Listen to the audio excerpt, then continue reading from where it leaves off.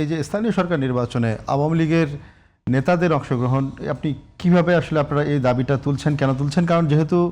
দলীয় প্রতীকে নির্বাচন হবে না, সেখানে আসলে এনসিপির অবস্থানটা কি?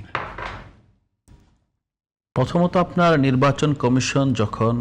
নির্বাচনের প্রার্থিতা যাচাই বাছাই করে, তখন তারা দেখে যে বাংলাদেশের যে জনপ্রশাসন, স্থানীয় সরকার কিংবা কেন্দ্রীয় সরকার, সে নাগরিক হিসেবে সে সুনাগরিক কিনা,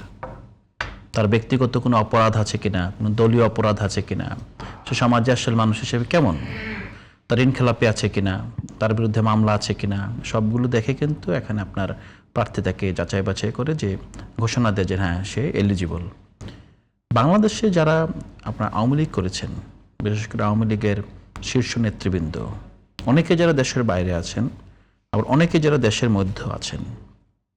রাজনীতি কিন্তু আসলে আমরা পেশা বললেও রাজনীতি তো আসলে পেশা না। রাজনীতি কোনো যে যারা রাজনীতি করে তারা পেশাজীবী বলতে পারে না কেন? তো রাজনীতি হলো আপনার পেশার ঊর্ধ্বে একটা বিষয়, যে ব্রত, যে আপনি আপনার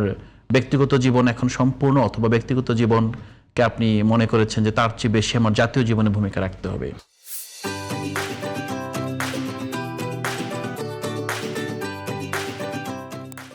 আপনি আপনার যে মরাল স্ট্যান্ডার্ড সাধারণ মানুষের চেয়ে বেশি মনে করেছেন, সেজন্য আপনি মনে করেছেন আপনি এখন জনসভায় যাওয়া উচিত, জনগণের প্রতিনিধিত্ব করা উচিত।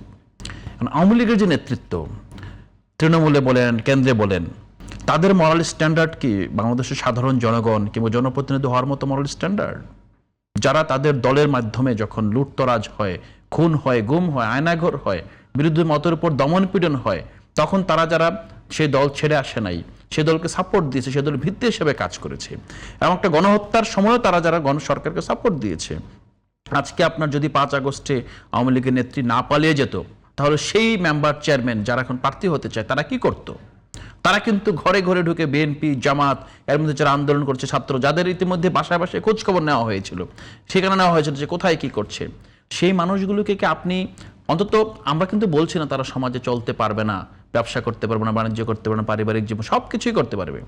বাট এই যে মরাল হাই স্ট্যান্ডার্ড রেখে যে রাজনীতি করবেন, জনপ্রতিনিধি হবেন, সেই নৈতিক অধিকার কি তাদের আছে?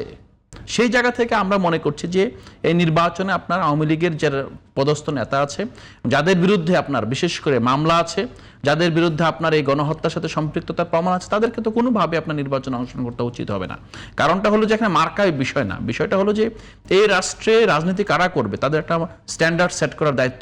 এখন কিন্তু এই মত তো আছে যে যারা অপরাধী কি অপরাধী না, এই বিচার জনগণ করবে। তারা নির্বাচনে অংশ নিলে তারা জনগণ তাদের এই বিচার জনগণ করলে, আপনি তো দেখেন একটা বিষয়, এটা একটা গড় কথা যে যারা অপরাধীকে অপরাধী না জনগণ বিচার করবে। জনগণের কাছে যাওয়ার আগে আপনি রাষ্ট্রের যে প্রতিষ্ঠান আছে, যে একটা ঐকমত্য আছে, যে সংবিধান আছে, যে একটা সামাজিক চুক্তি আছে, এই চুক্তির যে একটা বাধ্যবাধকতা আছে, আপনি তো সবাইকে একটা চোর অথবা একটা খুনি চাইলে তো জনগণের কাছে গেল, তার তো আপনার লুটের সাম্রাজ্য আছে না, সেটা তো তাকে সাপোর্ট দিবে। তার মানে কি আপনি তাকে অ্যালাউ করবেন যে জেল ভেঙে তুমি জনগণের কাছে যাও?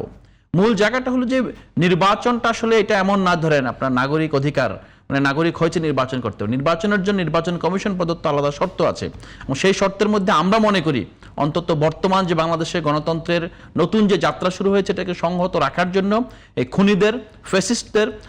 লুটেরাদের নির্বাচন প্রক্রিয়া থেকে দূরে রাখা উচিত।